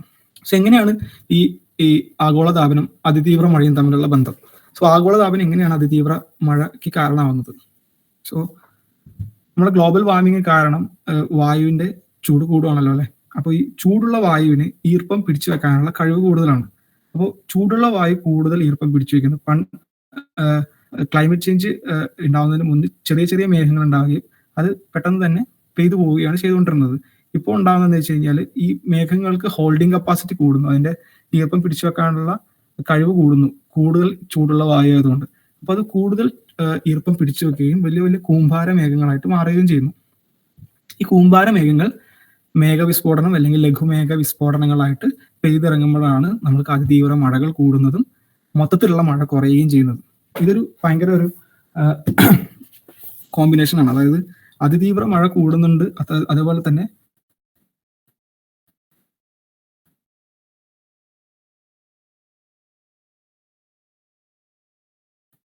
മൊത്തത്തിലുള്ള ഈ മേഘവിസ്ഫോടനം ലഘുമേഘ വിസ്ഫോടനം എന്ന് പറയുന്നത് ഒരു സ്ഫോടനം, അതൊരു പേരിൽ മാത്രമേ ഉള്ളൂ. ഇതുകൊണ്ട് ഉദ്ദേശിക്കുന്നത് വെച്ച് കഴിഞ്ഞാൽ ഒരു മണിക്കൂറിൽ 10 മില്ലിമീറ്ററിൽ കൂടുതൽ മഴ ഉണ്ടാവുന്നതിനാണ് മേഘവിസ്ഫോടനം എന്ന് പറയുന്നത്. അതുപോലെ ലഘുമേഘ വിസ്ഫോടനം എന്ന് പറയുന്നത് അത് ഒരു 5 മില്ലിമീറ്റർ മഴ 2 മണിക്കൂറിൽ പെയ്യുന്നതിനാണ്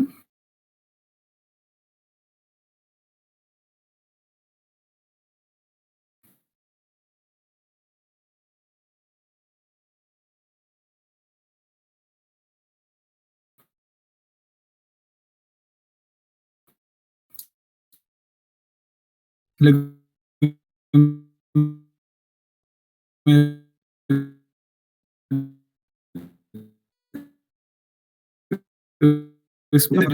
സൈക്ലോസ് നമുക്ക് എക്സ്ട്രീം റെയിൻഫോൾസ് കണ്ടിട്ടുണ്ട്. നമുക്കിവിടെ ഒരു കോയിൻസിഡൻസ് കാണാൻ പറ്റും. 2019 അവിടെ എക്സ്ട്രീം റെയിൻഫോൾ എഴുതിയിട്ടുണ്ട്, അതേപോലെ തന്നെ ഡ്രൗട്ട് എഴുതിയിട്ടുണ്ട്. അതാണ് ഞാൻ പറഞ്ഞത്, ഇത് രണ്ടും നമുക്ക് ഒരുമിച്ച് ഉണ്ടാവാൻ പറ്റും. അത് അതിതീവ്ര മഴ ഉണ്ടാവുന്ന അതേ സമയം തന്നെ വരൾച്ച ഉണ്ടാവാം. ബിക്കോസ് അതിതീവ്ര മഴ ഉണ്ടാവുന്ന മഴ എന്ന് പറയുന്നത് അപ്പൊ തന്നെ അത് ഓഷ്യനിലേക്ക് പോവാണ്. നമ്മുടെ ജലസമ്പത്തിന് എത്രത്തോളം ഉപകാരപ്പെടുമെന്ന രീതിയിൽ അതിതീവ്ര മഴകൾ ഭയങ്കര പരാജയമാണ്. നമുക്ക് കുറെ നാളുകൊണ്ട് കിട്ടുന്ന മഴ ഒരു സമയം കൊണ്ട് കിട്ടിക്കഴിഞ്ഞാൽ അതൊരിക്കലും നമുക്കതൊരു ഉപയോഗത്തിന് വരില്ല എന്നുള്ളതാണ് വാസ്തവം. സോ ഇപ്പോൾ ഇവിടെ രണ്ട് ഫിഗേഴ്സ് ഞാൻ അവിടെ കാണിച്ചിട്ടുണ്ട്. ഈ രണ്ട് ഫിഗേഴ്സിൽ ഈ ഒരു ഫസ്റ്റ് രണ്ട് നീല നിറത്തിൽ കാണുന്ന രണ്ട് ഫിഗേഴ്സ് എന്താ പറയുന്നത് വെച്ച് കഴിഞ്ഞാൽ, മൊത്തത്തിലുള്ള മഴയുടെ ട്രെൻഡ്, അതായത് ഇത് മഴ കൂടുവാണോ കുറയുവാണോ നമ്മളുടെ കേരളത്തിൽ എന്നുള്ളതിന്റെ ട്രെൻഡാണ് ഇവിടെ കാണിച്ചിരിക്കുന്നത്. അതായത് ചുവപ്പ് നിറത്തിലുള്ളതൊക്കെ ഉദ്ദേശിക്കുന്നത്, അല്ലെങ്കിൽ മഞ്ഞ നിറം ചുവപ്പ് നിറം ഉദ്ദേശിക്കുന്നത് മഴ കൂടുന്നു എന്നും,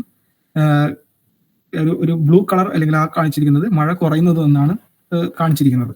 ഇവിടെ ജൂൺ, ജൂലൈ, ഓഗസ്റ്റ്, സെപ്റ്റംബർ മാസം, അതായത് നമ്മുടെ തെക്ക് പടിഞ്ഞാറൻ മൺസൂൺ സമയത്തിന്റെ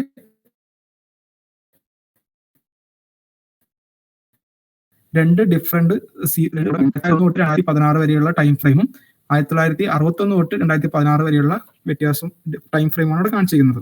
രണ്ടെടുത്ത് നോക്കുകയാണെങ്കിലും മഴയുടെ ലഭ്യത പൊതുവിൽ കേരളത്തിൽ കുറയുന്നതായിട്ടാണ് കാണുന്നത്. മൊത്തത്തിൽ ഒരു JJS മന്ത്രിയുടെ ഇത് 1901 തൊട്ട് 2016 വരെ നോക്കുകയാണെങ്കിൽ പൊതുവിൽ കുറയുന്നതായിട്ടാണ് കാണുന്നത്. അതേസമയം ഇത് അതിതീവ്ര മഴയുടെ എക്സ്ട്രീം റെയിൻഫാളിന്റെ ഫിഗറാണ് നമ്മളിവിടെ കൊടുത്തേക്കുന്നത്. അതായത് എക്സ്ട്രീം റെയിൻഫാളിന്റെ എണ്ണത്തിലുള്ള വർധനവോ കുറവോ ആണ് ഇവിടെ കാണിച്ചിരിക്കുന്നത്. അതിന്റെ മൊത്തം എമൗണ്ടിലുള്ള വർധനവോ കുറവോ ആണ് ഇവിടെ കാണിച്ചിരിക്കുന്നത്. നമുക്കിവിടെ നോക്കിയാൽ മനസ്സിലാവും, അതിതീവ്ര മഴയുടെ വർധനവാണ് പൊതുവിൽ കേരളത്തിൽ നമുക്ക് കാണുന്നത്. ഈ ബ്ലൂ കളേഴ്സ് നമുക്ക് കാണാൻ വളരെ കുറച്ച് മാത്രമേ കാണുള്ളൂ.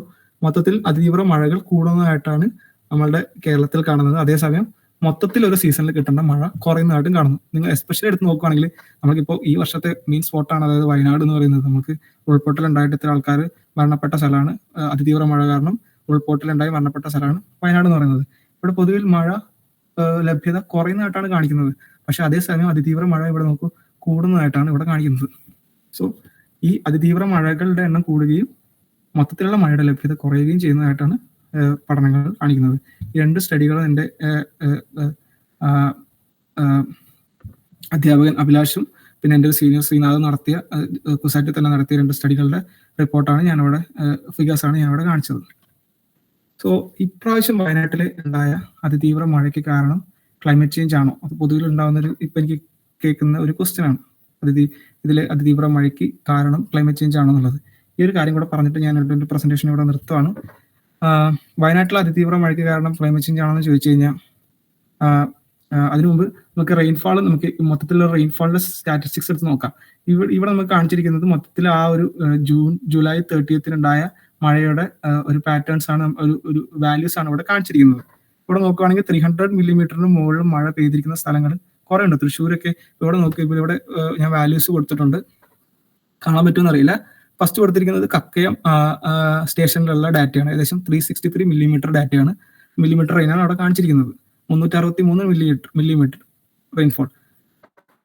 അതേസമയം തൃശ്ശൂരും ഏകദേശം എളനാട് എന്ന് പറഞ്ഞ സ്റ്റേഷനകത്ത് ഏകദേശം 346 റെയിൻഫോൾ മില്ലിമീറ്റർ കാണിച്ചിരിക്കുന്നു. പക്ഷേ ഇത് രണ്ടിന്റെയും ഇത്രയും മഴ ഒരേപോലെ തൃശ്ശൂരും കോഴിക്കോട് കക്കയം എന്ന് പറഞ്ഞാൽ ഏകദേശം നമ്മുടെ ഈ ഒരു റീജിയനോട് അടുത്ത് തന്നെ വരും കേട്ടോ. ഈ ഒരു റീജിയനിലാണ് നമുക്ക് റെയിൻഫോളിന്റെ ഡാറ്റ കളക്ട് ചെയ്യാൻ പറ്റുന്നതെന്ന് മാത്രം. നമ്മുടെ ലാൻഡ് സ്ലൈഡ് നമ്മുടെ സ്ഥലത്തിനോട് അടുത്തുള്ള ഒരു സ്ഥലത്തെ സ്റ്റേഷൻ ഡാറ്റയാണ് ഈ കക്കയം എന്ന് പറയുന്നത്. സോ ഈ രണ്ട് ഡാറ്റയും വെച്ച് നോക്കുകയാണെങ്കിൽ നമ്മളുടെ ഈ ഒരു പൊസിഷൻ, നമ്മളുടെ ഈ ഒരു ഉരുൾപൊട്ടലുണ്ടായ സ്ഥലത്തിന്റെ പൊസിഷൻ ഏറ്റവും ഭയങ്കര ഇമ്പോർട്ടൻ്റ് ആണ് എന്നാണ് നമുക്ക് ഇവിടുന്ന് മനസ്സിലാക്കാൻ പറ്റുന്നത്. തൃശ്ശൂർ കുറച്ചും കൂടെ ഫ്ലാറ്റ് ആയിട്ടുള്ള റീജിയനാണ്. പക്ഷേ നമ്മുടെ വയനാട് എന്ന് പറയുന്നത് ഈ നമ്മുടെ കുന്നിൻ ചെരുവ് ആയതുകൊണ്ടാണ് കുറച്ചും കൂടെ ഉരുൾപൊട്ടലിന് സാധ്യത കൂടിയത് എന്ന് കൂടെ നമുക്ക് പറയേണ്ടി വരും. പക്ഷേ നമുക്ക് ഇപ്പോൾ 2 ദിവസം മുന്നെയാണ് നമ്മുടെ വേൾഡ് വെതർ അട്രിബ്യൂഷന്റെ ഒരു റിപ്പോർട്ട് വന്നത്. അതിൽ അവർ കുറച്ച് കാര്യങ്ങൾ പറയുന്നുണ്ട്. അതായത് 1920 2019 ഉണ്ടായതിനു ശേഷം ഒരു ദിവസം പെയ്ത മൂന്നാമത്തെ വലിയ മഴയാണ് നമുക്ക് കേരളത്തിൽ വയനാട്ടിൽ ഈ ഒരു വർഷം ഉണ്ടായത്, ജൂലൈ 30 ഉണ്ടായത്. അത് ഓൾറെഡി 2018 വലിയ പ്രദേശങ്ങൾ ബാധിച്ച കനത്ത മഴയേക്കാളും കൂടുതലാണ്. അതുമാത്രമല്ല, WWEയുടെ റിപ്പോർട്ടിനകത്ത് ഈ കാലാവസ്ഥാ വ്യതിയാനം ഇതിന്റെ തീവ്രത 10% കൂട്ടി എന്നാണ് കാണിക്കുന്നത്. അതായത് ഹ്യൂമൻ ഇൻഫ്ലുവൻസർ ആയിട്ടുള്ള ക്ലൈമറ്റ് ചേഞ്ച് ഈ ഒരു റെയിൻഫോളിന്റെ ലാൻഡ്സ്ലൈഡിനെ പറ്റി നമുക്ക് സംസാരിക്കാൻ പറ്റില്ല. ഈ ലാൻഡ്സ്ലൈഡ് ഉണ്ടാക്കിയ റെയിൻഫോളിനെ പറ്റിയാണ് നമ്മൾ സംസാരിക്കുന്നത്. ഈ ഒരു കനത്ത മഴയ്ക്ക് കാരണം ഒരു 10% ഇൻഫ്ലുവൻസ്ഡ് ആയിട്ടുള്ള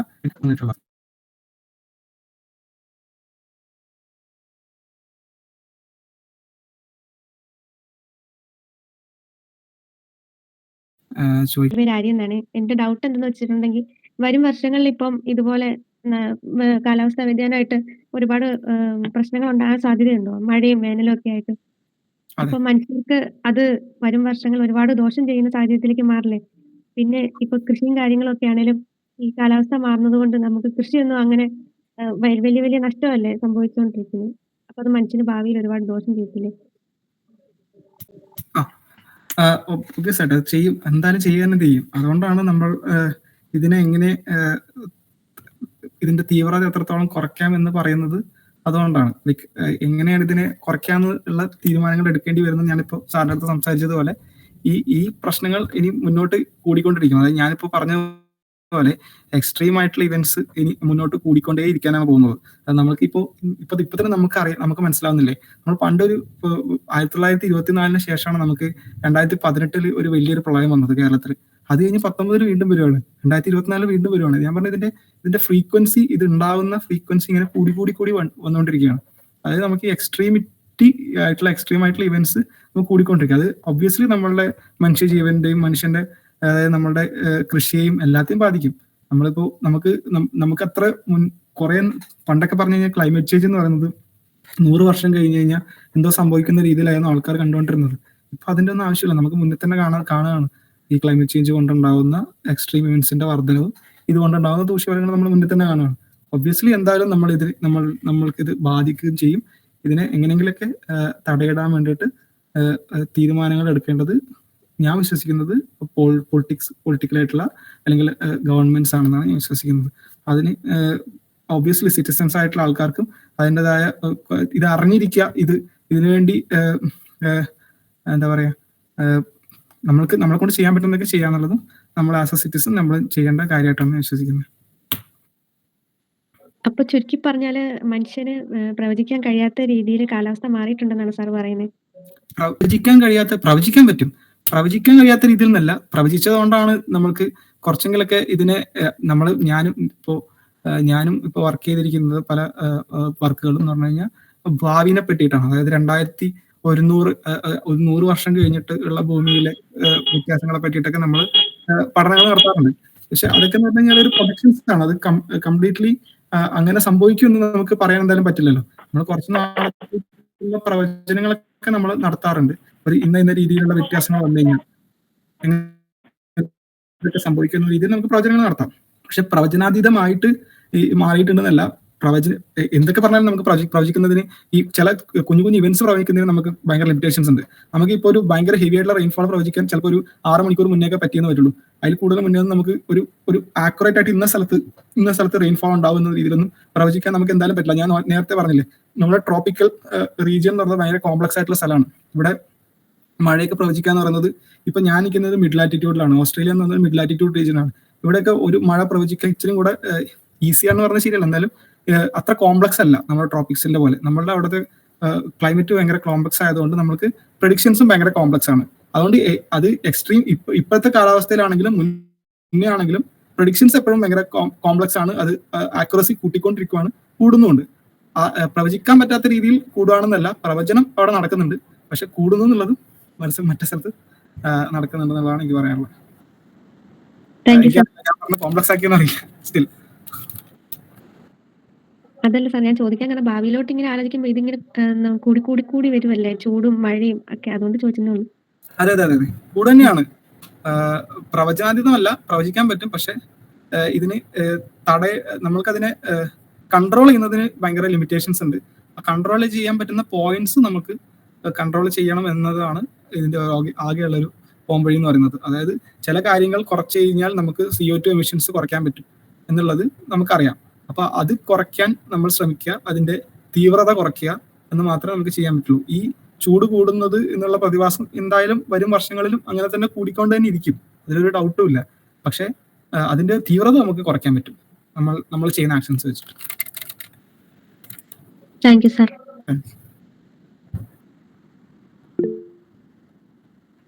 ഹായ് മീര.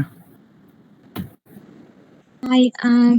നമ്മളിപ്പം ക്ലൗഡ് സീഡിംഗ് ഒക്കെ നടത്തി ആർട്ടിഫിഷ്യൽ ആയിട്ട് നമ്മൾ റെയിൻ ഉണ്ടാക്കുമല്ലോ. അപ്പൊ അതുപോലെ ഈ പറഞ്ഞ സിവിയർ റെയിൻഫോളിനൊക്കെ കാരണമാകുന്ന ഹെവി ആയിട്ടുള്ള ക്ലൗഡ് ക്രിയേറ്റ് ചെയ്യുമെന്ന് പറഞ്ഞല്ലോ, വാമായിട്ടുള്ള എയർ.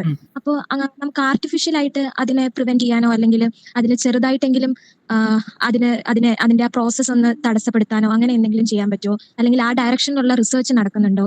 അങ്ങനെ എന്തെങ്കിലും ടെക്നോളജി ഡെവലപ്പ് ചെയ്യാനുള്ള സാധ്യത എന്തെങ്കിലും ഉണ്ടോ? അതൊരു ക്വസ്റ്റ്യൻ ക്ലിയർ ആണ്. പക്ഷെ എനിക്കിതിൽ ക്ലൗഡ് സീഡിംഗ് എന്ന വിഷയത്തിൽ എനിക്ക് അത്ര വലിയ അറിവില്ല, അതുകൊണ്ട് ഞാൻ കൂടുതൽ അതിനെപ്പറ്റി സംസാരിക്കുന്നില്ല. ബട്ട് സ്റ്റിൽ ഇതിന്റെ ഇതുപോലുള്ള എന്താ പറയാ പഠനങ്ങൾ നടക്കുന്നുണ്ട്. ഇപ്പൊ ഞാൻ മുമ്പ് വർക്ക് ചെയ്യുന്ന Indian institute of tropical meteorology IITM Pune എന്ന് പറഞ്ഞ സ്ഥലത്തൊക്കെ ക്ലൗഡ് സീഡിംഗ് പോലുള്ള കാര്യങ്ങളെ പറ്റിയിട്ട് ഭയങ്കരമായ പഠനങ്ങൾ നടക്കുന്നുണ്ട്. ഈവൻ എനിക്ക് തോന്നുന്നു ദുബായിലൊക്കെ ഇങ്ങനത്തെ കുറെ കാര്യങ്ങളൊക്കെ പരീക്ഷിച്ചിട്ടുള്ളതായിട്ടാണ് എനിക്ക് അറിവ്.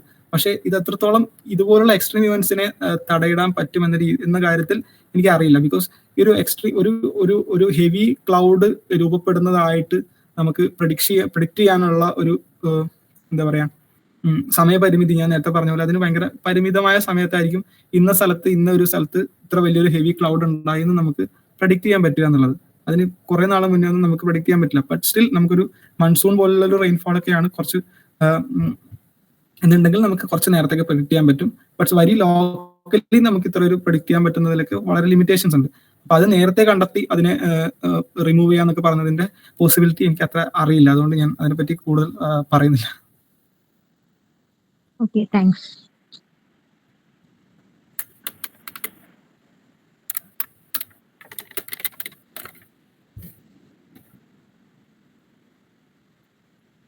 Hello sir. ഹായ്. എനിക്ക് സംശയമായി. ഇപ്പോൾ നമ്മൾ ടെമ്പറേച്ചറിനെ കുറിച്ച് പറഞ്ഞത് 1901 മുതൽ 2016 വരെയുള്ള കാലഘട്ടത്തിൽ റെയിൻഫാൾ കുറയുന്നത് നമുക്ക് ടെമ്പറേച്ചർ കൂടി വരികയും ചെയ്യുന്നു. ഇതിനിടയിൽ തന്നെ ചില വർഷങ്ങൾ 1918 സംശയം വലിയ പ്രളയം ഉണ്ടായിരുന്നു കിട്ടുന്നത്. പിന്നെ ഇപ്പോൾ 2018 ഉണ്ടായി, പിന്നെ 21, 24 കൂടുതൽ മഴ ഉണ്ടാകും. അതിനിടയ്ക്കുള്ള ചില വർഷങ്ങൾ മഴ കുറവാണ്. എന്നാൽ വരും വർഷങ്ങളിൽ ചിലപ്പോൾ ഇതുപോലെ മഴ ഉണ്ടായിക്കൊള്ളുന്ന നിർബന്ധമില്ല. അപ്പൊ അങ്ങനെയുള്ള ഒരു പ്രത്യേക രീതിയിൽ ക്ലൈമറ്റ് ചേഞ്ച് വരുന്നതിനുള്ള ഒരു കാരണം എന്തായിരിക്കും എന്ന് പറയുന്നത്? ഓക്കെ, ഇതൊരിക്കലും നമുക്ക് ഈ പറയുന്ന നമ്മളിപ്പോ ഒരു ചൂട് കൂടുകയാണെന്ന് പറഞ്ഞു, നമ്മൾ ഗ്ലോബൽ ടെമ്പറേച്ചർ കൂടുകയാണെന്ന് പറഞ്ഞു, പിന്നെ ഇവിടെ മഴ കുറയാന്ന് പറഞ്ഞു, കേരളത്തിൽ മഴ കുറയാന്ന് പറഞ്ഞു. പക്ഷെ ഇതൊക്കെ ഒരിക്കലും ഭയങ്കര ലീനിയർ ആയിട്ടുള്ള, അതായത് ഇതുപോലെ തന്നെ മുന്നോട്ട് എന്ന രീതിയിൽ ഒരിക്കലും അല്ല ഇതിന്റെ ഒരു ഇരിക്കുന്നത്. അതെങ്ങനെ എനിക്ക് പറഞ്ഞതെന്ന് വെച്ച് കഴിഞ്ഞാൽ ഇത് ഭയങ്കര കോംപ്ലക്സ് ആണ്. അതായത് നമ്മളുടെ ഒരു ഇപ്പോൾ ക്ലൈമറ്റ് സിസ്റ്റം എടുത്ത് നോക്കുകയാണെങ്കിൽ ടെമ്പറേച്ചർ കൂടുകയാണെന്ന് ഞാൻ പറഞ്ഞെങ്കിലും 2024 എന്തായാലും 2025 കൂടുതലായിരിക്കും എന്ന് നമുക്ക് ഒരിക്കലും പറയാൻ പറ്റില്ല. അത് താഴ്ന്നു കുറഞ്ഞിരിക്കും. പക്ഷെ ഇതിന്റെ മൊത്തത്തിലുള്ള ട്രെൻഡാണ് നമ്മൾ പറയുന്നത്. നമ്മളിപ്പോ ഒരു ഞാനിപ്പോ കാണിച്ച ഫിഗറിൽ തന്നെ 1901 തൊട്ട് 2016 വരെയുള്ള ട്രെൻഡാണ് പറഞ്ഞിരിക്കുന്നത്. അത് തൊട്ട് ഇതുവരെ എങ്ങനെ ഇരിക്കുന്നു എന്നാണ് പറഞ്ഞിരിക്കുന്നത്. അല്ലാണ്ട് അതിന് ഇടയിൽ ഒരിക്കലും താണിട്ടോ കുറഞ്ഞിട്ടോ ഇല്ല എന്ന് നമുക്ക് ഒരിക്കലും പറയാൻ പറ്റില്ല. ഇതിന് മൊത്തത്തിലുള്ള ഒരു ആവറേജ് ഫിഗറാണ് നമ്മൾ മൊത്തത്തിൽ ഈ പറയുന്നത്. അതൊരിക്കലും എല്ലാ വർഷവും എല്ലാ ഇൻസിഡന്റിലും ഇതുപോലെ തന്നെയാണ് മുന്നോട്ട് പോകുന്നത് എന്ന് നമുക്ക് ഒരിക്കലും അങ്ങനെ പറയാൻ, ഒരു കൺക്ലൂഷനിൽ എത്താൻ ഒരിക്കലും പറ്റില്ല എന്നുള്ളതാണ് എനിക്ക് പറയാനുള്ളത്. ഞാൻ പറഞ്ഞ ഇതിന് ഒരു ഫാക്ടർ മാത്രമല്ല എല്ലാ കാര്യത്തിനും ബാധിക്കുന്നത്. ഇപ്പൊ കേരളത്തിലെ മഴ വരുവാണെങ്കിൽ തന്നെ ഞാൻ ഈ ക്ലൈമറ്റ് ചേഞ്ച് ഇതിനൊരു റീസൺ ആണ്, ഈ അതിതീവ്ര മഴ കൂടാനാണെന്ന് ഞാൻ പറഞ്ഞു. അതേസമയം അതിതീവ്ര അല്ലെങ്കിൽ ഇവിടുത്തെ മഴയെ ബാധിക്കുന്നത് ക്ലൈമറ്റ് ചേഞ്ച് മാത്രമല്ല, അതായത് ഇവിടുത്തെ എല്ലിനോ പോലെ ലാലിനോ പോലുള്ള സാധനങ്ങളെ പറ്റി ഞാൻ സംസാരിച്ചു. അതുപോലെ എന്താ പറയാ, ഒരു വർഷം ന്യൂനമർദ്ദം രൂപപ്പെടുന്നതിനെ പറ്റി സംസാരിച്ചു. ഇതുപോലുള്ള കാര്യങ്ങൾ, ഇതുപോലെ പല പല പല പല ഫാക്ടേഴ്സ് ഈ മഴയെയും ഈ ടെമ്പറേച്ചർ കൂടുന്നതിനെയും അസോസിയേറ്റ് ചെയ്തിട്ടുണ്ട്. അപ്പൊ നമുക്കൊരിക്കലും ഇതെല്ലാം ഇതുപോലെ തന്നെയാണ് മുന്നോട്ട് എല്ലാ വർഷങ്ങളിലും എന്ന രീതിയിൽ നമുക്കൊരിക്കലും പറയാൻ പറ്റില്ല. അതുപോലെ തന്നെ ഒരു ചെറിയ കാര്യം കൂടെ ആ. ചോദിക്കാം.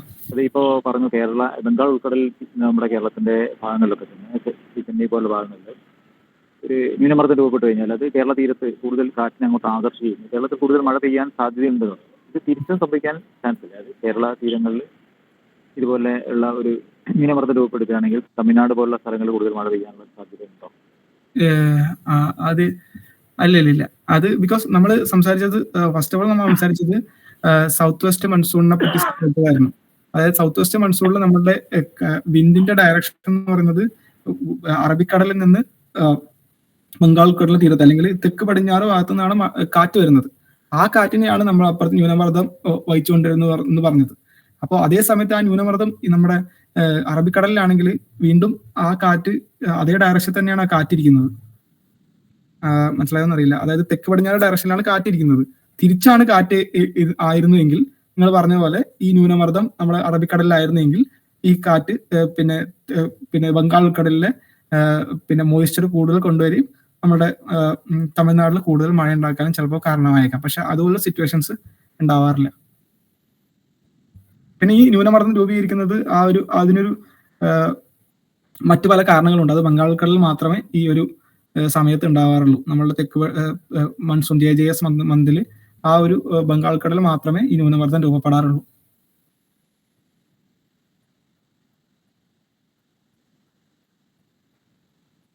Okay, thank you. Thank U.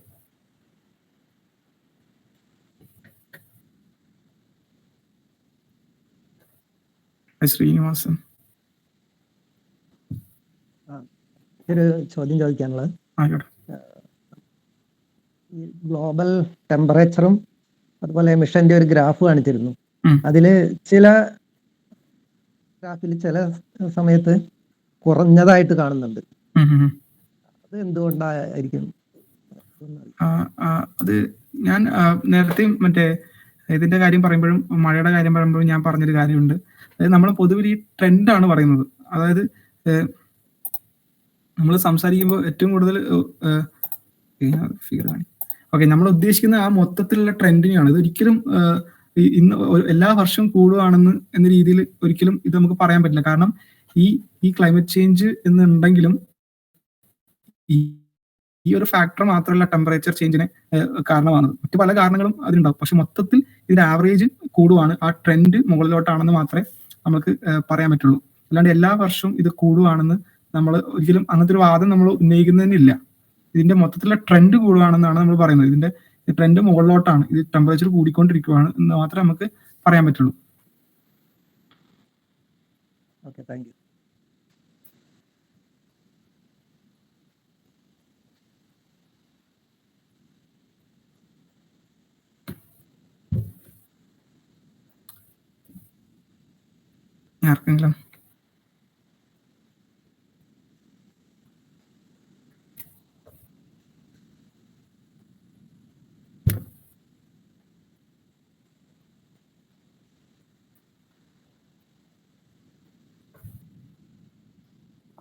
ആർക്കെങ്കിലും എന്തെങ്കിലും ക്വസ്റ്റ്യൻസിന് ചോദിക്കാനുണ്ടോ? അല്ലെങ്കിൽ എന്തെങ്കിലും അഭിപ്രായം പറയാനുണ്ടെങ്കിൽ പറയാം.